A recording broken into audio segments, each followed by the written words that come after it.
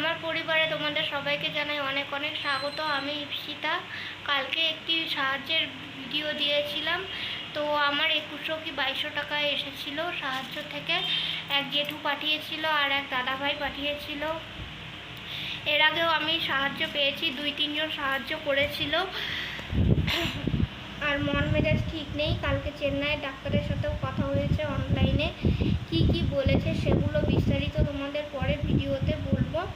তো আমি এই টাকা দিয়ে কিছু দরকারি জিনিসপত্র কিনেছি, সেটাই তোমাদের সাথে শেয়ার করছি। কালকে যারা সাহায্য পাঠিয়েছো তাদেরকে অসংখ্য ধন্যবাদ।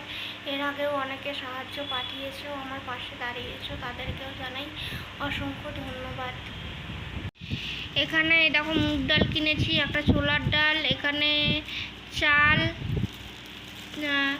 চাল আছে, এখানেও চাল, জিরার গুঁড়ার প্যাকেট, তেল আর চিনি, এই জিনিসগুলো কিনেছি কালকে।